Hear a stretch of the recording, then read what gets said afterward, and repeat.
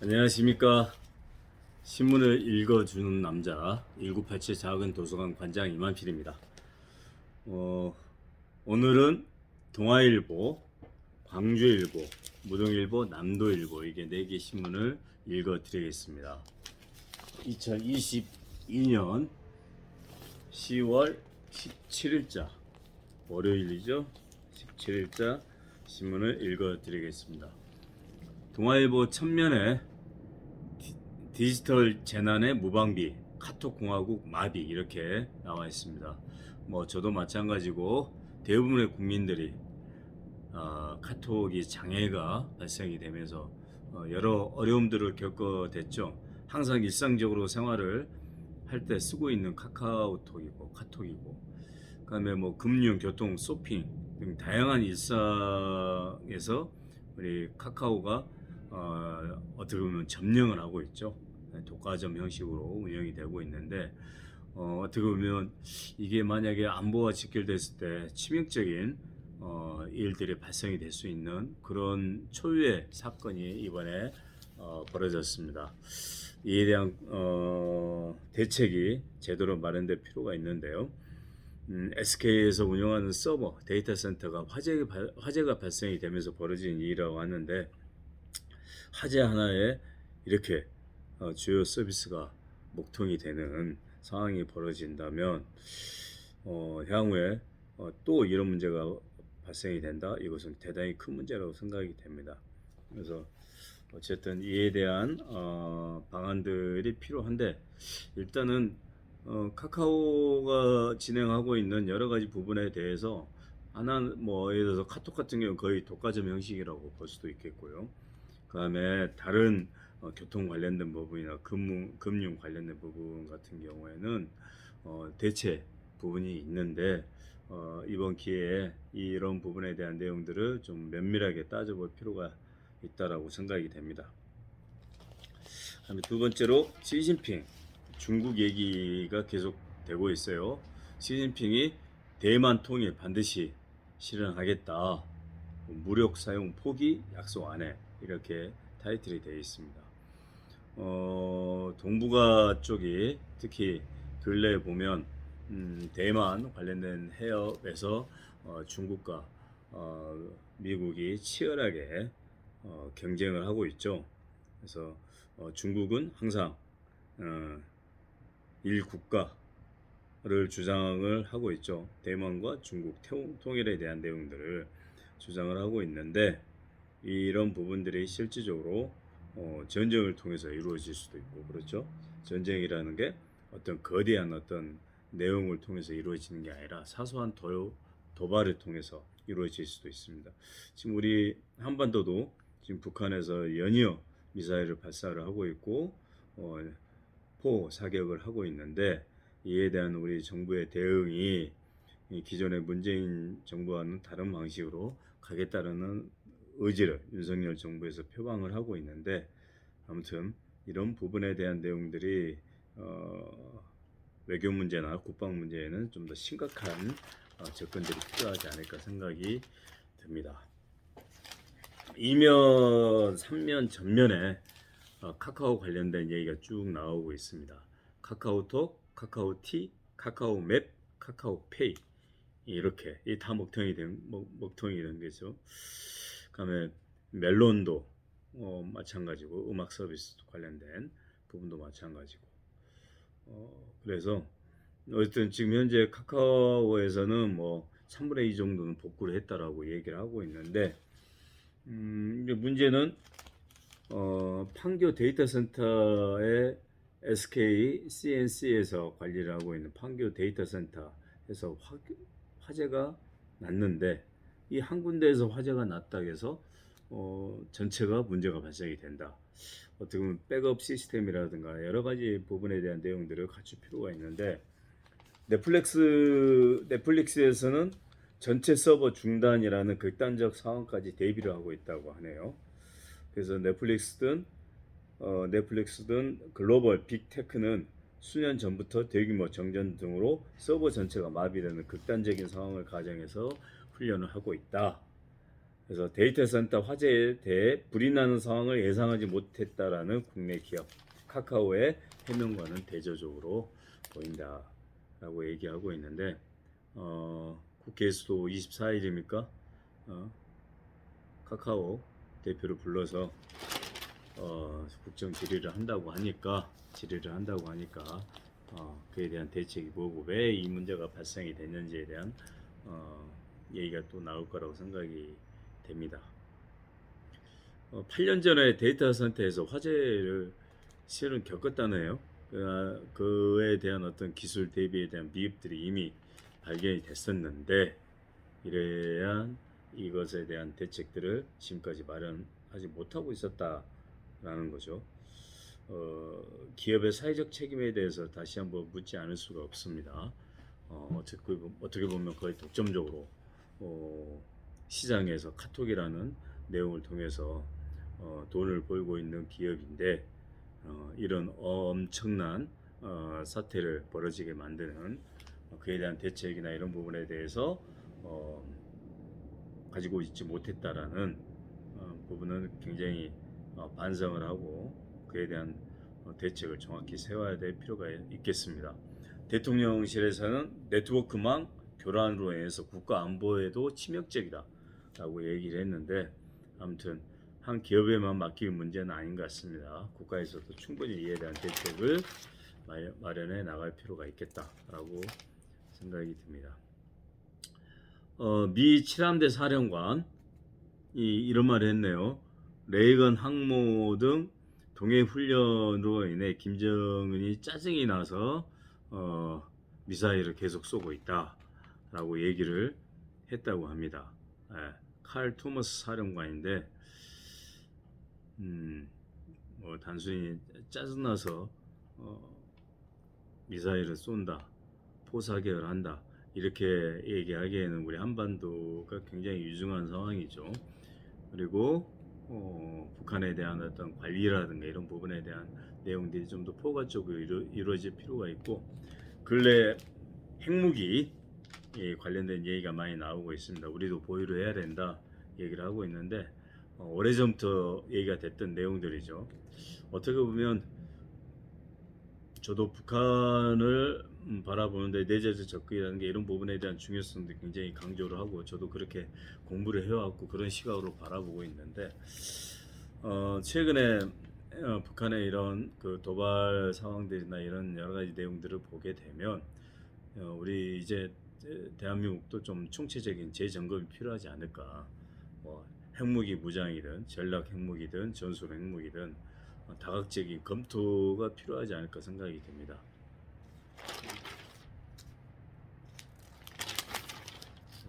다음은 동아일보에는 국제 관련된 내용들이 많이 나오고 있네요. 오늘 좀 카카오 얘기가 많이 나오니까요. 하나 더 얘기하면 동아일보 12면에 카카오 먹통 사태로 부각되는 대체 서비스, 카카오를 대신해서 할 수 있는 서비스가 뭐냐. 그래서 카카오톡은 이제 메신저죠. 메신저는 라인이라든가 텔레그램 등이 대체 서비스로 얘기가 되고 있고 실제로 텔레그램 같은 경우 좀 많이 사용하고 있죠. 카카오 맵 지도 관련된 부분은 네이버 지도나 구글 지도. 저는 개인적으로 네이버 지도를 실은 주로 많이 사용을 하고 있습니다. 카카오티, 콜택시 같은 경우에는 우티나 타다, 티머니 온다 등 지금 카카오티가 더 훨씬 활성화되어 있죠. 저도 카카오티를 활용을 하고 있는데 그 다음에 카카오티 대리 운전, 티맵 등 여러 가지 뭐 대리 운전 서비스는 다양하게 지역마다 많이 있죠. 그 다음에 카카오 내비게이션은 네이버 지도나 티맵, 그러니까 카카오페이 간편 결제죠. 이건 네이버페이라든가 삼성페이. 저는 네이버페이를 주로 많이 사용하고 있습니다. 멜론 음악 서비스는 진이라든가 유튜브 뮤직 같은 경우에가 대체 서비스로 얘기가 되고 있고 실은 이번에 목동 대란 사건으로 인해서 갈아타고 있다라는 얘기들이 많이 나오고 있네요.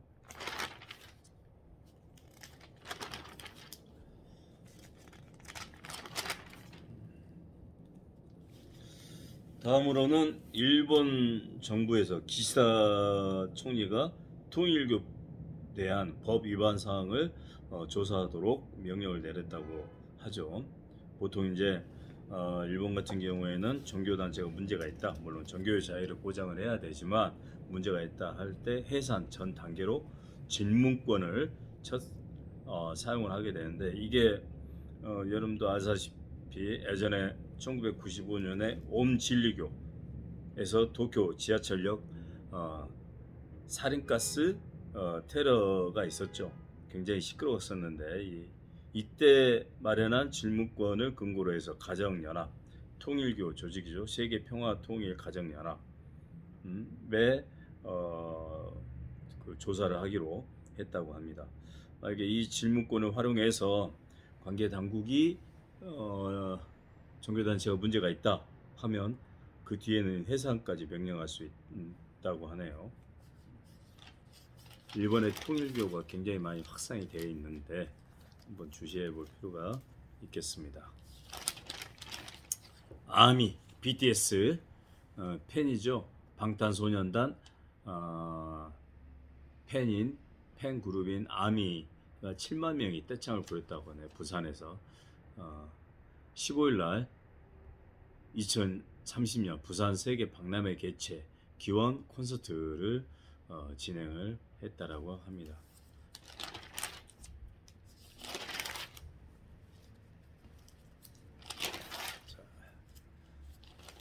동아일보 같은 경우에는 신문 면이 많아가지고 읽어볼 거리도 많고 광고도 많고 그러죠. 전기도시에 진화해가지고 전기차 관련된 내용이 스웨덴 에테버리의 도시 전동화 프로젝트를 소개를 하면서 했네요. 뭐 우리 광주도 그렇고 전기도시로서 어떤 위상들을 세우기 위해서 노력을 많이 하고 있는데요. 어쨌든 친환경 내용으로 해서 전기차가 급속하게 보급이 되고 있네요. 광주일보요. 일면에도 마찬가지로 카톡 공화국 카카오 먹통 이용자 분통을 터뜨리고 있다 얘기를 하고 있습니다. 제 밥그릇만 챙기는 광주 전남 기초의회 지적을 했네요. 지금 현재 우리 고물가 그다음에 고금리에 서민들이 굉장히 힘들어하고 있죠. 그래서 실질 소득이 감소하고 있고 자영업자들은 줄 도산을 맞고 있는데 여수에서는 13%, 광주 광산구가 최대 20%네요. 그다음에 지방 의원들 앞다퉈서 의정비 인상을 하고 있습니다. 제 지역에 있는 광산구가 최대 20%라는 이 문제에 대한 지적을 할 필요가 있겠습니다. 예. 의원들이 정신을 못 차리고 있습니다. 본인들이 왜 의원이 됐고 의원이 무슨 일을 해야 되는지 정신을 못 차리고 있는 것 같아요. 정말 아쉽습니다. 충장축제에 사람들이 많이 모였다고 나왔네요. 15일날 광주 금남로에서 있었다고 합니다. 여순 사건 74년 만에 첫 정부 추념식이 개최될 예정이라고 합니다. 10월 19일 광양 시민광장에서 열리고요. 특별법 시행 이후에 첫 희생자 결정에 이어서 추념식이 진행이 된다고 합니다. 유족의 명예회복과 진실 규명에 대한 탄력적인 반응이 있을 거라고 얘기를 하네요.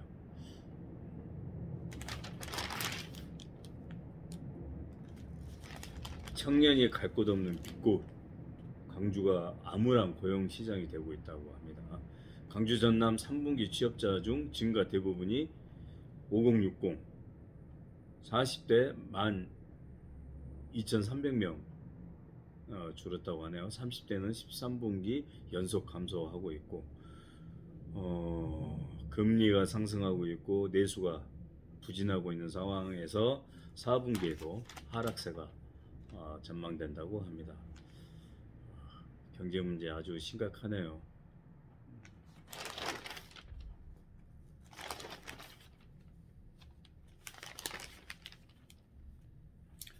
정읍천이 가고 싶은 하천으로 만들기 위해서 정읍시가 노력을 하고 있는데요. 정읍시에 의하면 환경부에서 지역 맞춤형 통합 하천 사업 1차 심사가 통과되었다고 합니다. 사업비 739억 원이 투입되는 친수 공간으로 조성을 하는데 12월에 최종 선정이 된다고 합니다. 우리 강주천도 마찬가지고 어쨌든 이 천에 대한 어떤 그 개발이라 할까요? 아니면 정비라 할까요? 이런 부분들이 대단히 중요할 것 같아요. 시민들하고 가장 밀착되어 있는 곳 중에 하나이고 쉽게 접근할 수 있는 곳이니까 그 하천이 안전한 하천으로 또 아름다운 하천, 즐기는 하천, 모이는 하천 이렇게 만들어갈 필요가 있지 않을까 생각이 듭니다. 꼭 선정되길 바랍니다.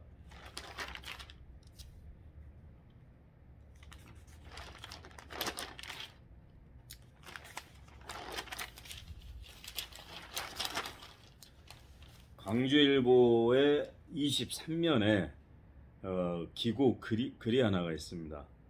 공감 커뮤니케이션 연구소 박진영 대표, 아나운서 출신이시죠. 이제 기고문을 좀 읽어봤습니다. 좋은 얘기가 많이 나와요. 제목은 뭐냐면 꼭 필요한 말을 하고 있는가. 말 중요하죠. 그래서 가능한 40초 이내로 말하고 그 다음엔 상대에게 말할 기회를 주는 게 좋다. 우리가 말하기 좋아하는 사람들이 많죠. 저도 그런 부류 중에 하나입니다. 원래 정치하고 그런 사람들은 이제 말로 하는 거기 때문에 말을 많이 할 수밖에 없어요. 근데 중요한 것은 어떤 모임에 가서 어떤 사람들과 대화를 나누냐, 그런 어떤 환경과 어떤 여건들을 잘 보면서 말을 해야지 무작정 자기 말만 하면 안 된다는 얘기인데요. 말을 잘 하기 위해서는 주의할 점 몇 가지, 세 가지를 얘기했네요. 첫 번째는 말하기 전에 이 말이 꼭 필요한지 자신에게 물어봐야 한다. 두 번째로는 상대의 감정을 살펴야 한다. 세 번째로는 친절하게 말해야 된다. 이렇게 얘기를 했는데요. 사람은 친절에는 친절로 보답한다. 자신을 존중하는 사람에게는 존중한 태도를 보인다. 그러므로 상대의 자존심이 유지되게 말을 하고 감정에 해를 끼치지 않게 말을 해야 된다라고 얘기를 하고 있습니다. 세 번째 내용으로 친절하게 말해야 한다. 어떤 말을 어떤 태도로 하느냐에 따라서 상대의 반응이 달라진다. 말에 욕설을 많이 섞어 쓰는 사람, 과격한 말을 즐겨 쓰는 사람, 아슬아슬한 농담을 즐기는 사람은 위태롭다. 남을 평가하고 지적하는 일이 많은 사람, 남의 뒷담화를 잘하는 사람은 심각한 말실수를 할 가능성이 크다라고 얘기를 하고 있습니다. 말을 하는데 주의해야 될 것 같습니다. 저도 주의를 해야겠네요.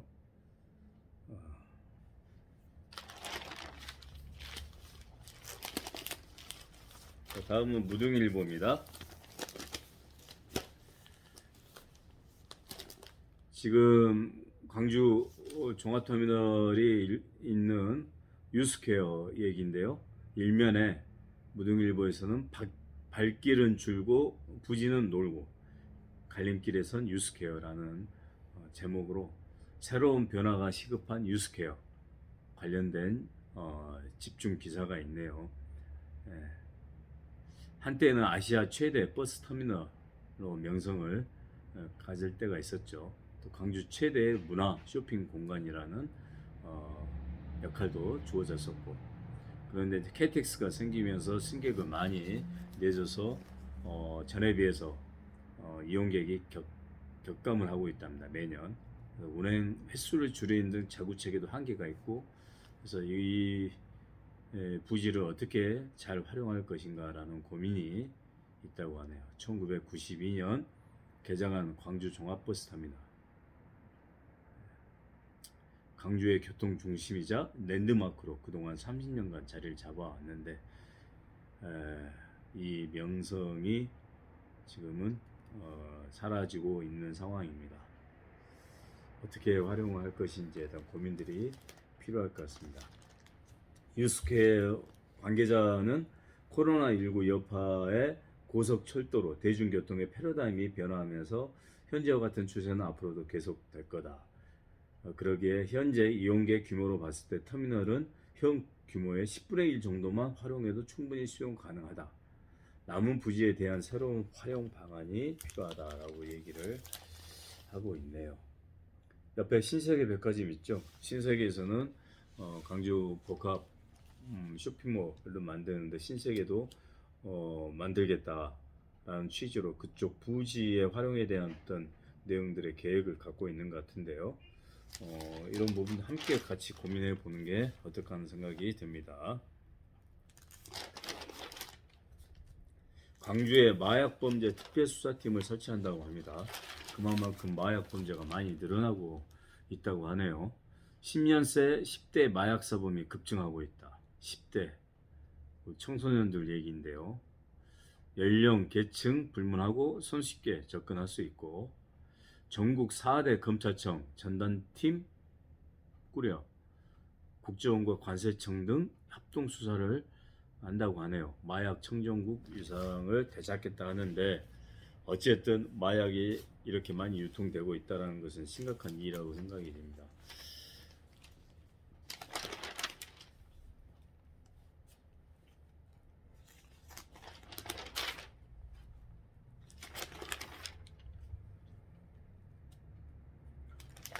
목포 박홍효 시장이 청년도시 관광 1등 도시로 만들겠다 얘기를 하고 있는데요. 이 관광 부분을 보니까 저는 목포가 관광의 상당히 중심지로 생각을 했었는데 저번 신문 보니까 여수가 가고 싶은 곳 중에 상당수 거의 절반 이상을 전남에서 차지라 하고 있더라고요. 네.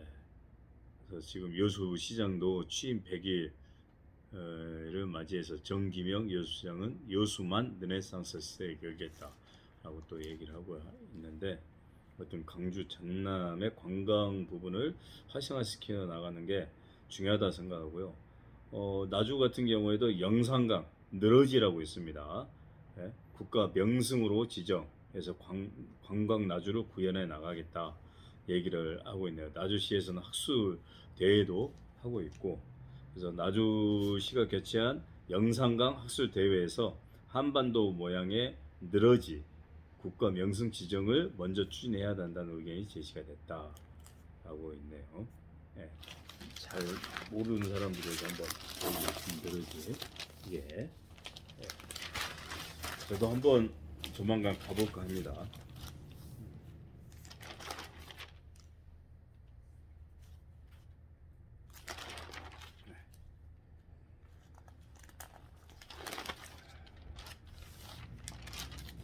다음은 남도일보입니다. 남도일보 일면에는 뜨거운 지역이죠. 강주 공원 포차. 예. 포차가 합법화를 하려고 하는데 오래전부터 얘기가 나왔지만 뜨거운 감자로 대두가 되고 있다. 70년대 시작해서 젊은 층에서 다시 최근에 각광을 받고 있다고 하네요. 근데 위생 문제라든가 현금 결제, 유도 등 지적이 나왔고 이걸 합법화 시켜 나가면 또 다른 곳에 문제가 있겠죠. 그래서 시에서는 형평성이라든가 기준 미달, 그래서 허가가 곤란하다 얘기를 하고 있는데 문화관광 자원 조성을 위한 목소리도 나오고 있다. 그래서 합법화 해줘야 된다라고 얘기를 하고 있네요. 저도 몇 번, 자주는 못 가봤고 몇 번 여기서 소주 한 잔도 하고 했었는데 어떻게 보면 이런 것들이 상당히 관에서 허가 문제에 대해서 여러 가지 형평성 문제도 있을 거고 또 한편으로는 이걸 합법화 시킴으로 인해서 좀 더 많은 사람들이 와서 즐겁게 즐길 수 있는 어떤 핫플레이스, 핫플 공간으로 자리를 잡을 수도 있겠다고 생각이 듭니다.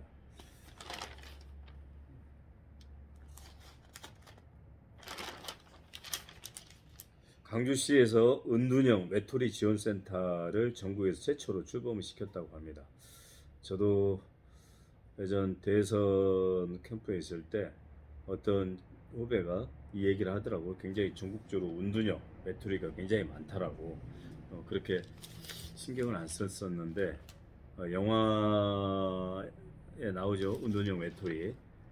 영화 제목이 얻는 생각이 나지 않는데 서울 밤섬에서 어, 있는 표류하고 있는 사람을 지켜보는 은둔형 외톨이에 대한 얘기가 영화로도 제작이 돼서 저도 재밌게 봤었는데, 여하튼 전국적으로 은둔형 외톨이가 많다고 합니다.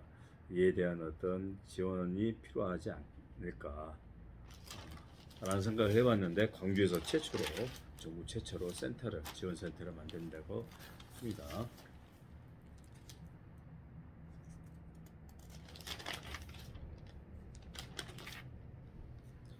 광주 고교에서 시험지 유출이 또 터졌다고 합니다. 저번에 대동고였던 것 같은데 이번엔 국제고에서 2학년 중간고사 시험지가 유출이 돼서 다시 재시험을 치른다고 하네요. 뭐 시험지 유출 관련된 부분은 교사들도 관리를 잘 해야 되겠지만, 우리 학생들도 어떤 이런 부분에 대한 도덕성이랄까, 어떤 인식을 할 수 있도록 따로 교육이 필요하지 않을까 생각이 됩니다. 이런 부분들이 자주 벌어지고 있는 것은 좀 심각한 문제가 있다고 생각이 되고, 또 학력 위주로 모든 것들이 판단이 되다 보면 학생들도 이런 유혹을 떨치기 힘든 경우가 있을 수 있죠. 또 이게 학원하고 결탁하는 되는 경우가 많아요. 그러면 교사하고 학원 간에 문제 출제 이런 부분도 있는 거고, 예전부터 그런 부분들이 있었는데 이런 부분에 대한 단속들은 공정이라는 부분에서 철저하게 이루어져야 된다고 생각이 됩니다. 광주 학동 참사 솜방망이 판결이 도마 위에 올랐다. 1심 재판부에서 하청 감리만 실형을 선고를 하고, 원청 현대산업개발이죠. 원청 현대산업개발 책임자는 집행유예 선고를 했다. 이거 말이 안 되는 거죠. 네? 원청이 더 크게 책임을 져야 되겠죠. 하청을 준 사람이 원청이니까.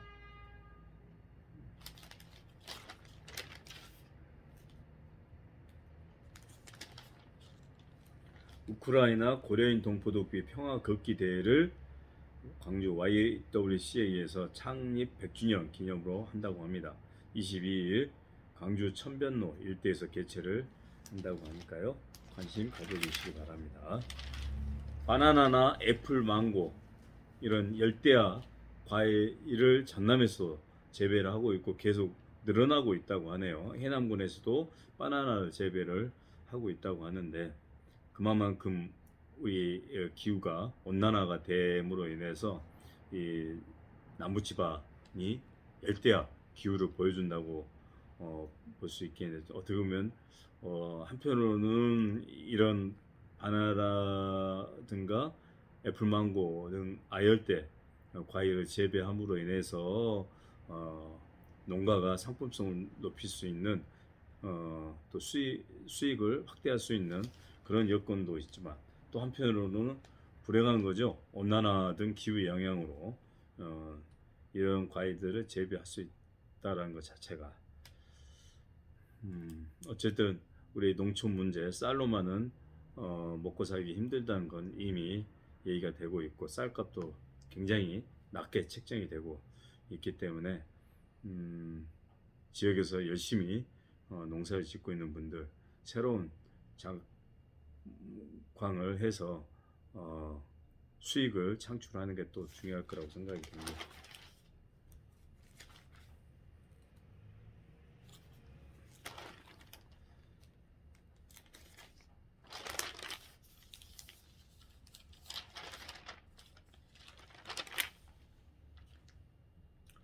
뮤지컬 광주가 뉴욕 브로드웨이에서 쇼케이스로 20일 날 787 세븐스라는 이름으로 쇼케이스가 있다고 합니다. 광주 정신을 세계화로 알리는 계기가 될 것 같다고 하니까요. 좋은 소식이 또 좋은 평가가 있었으면 합니다. 자, 그러면 10월 17일 월요일자 신문을 읽어드렸습니다. 신문을 읽어주는 남자 1987 작은 도서관 이만필 관장 인사드리겠습니다. 감사합니다.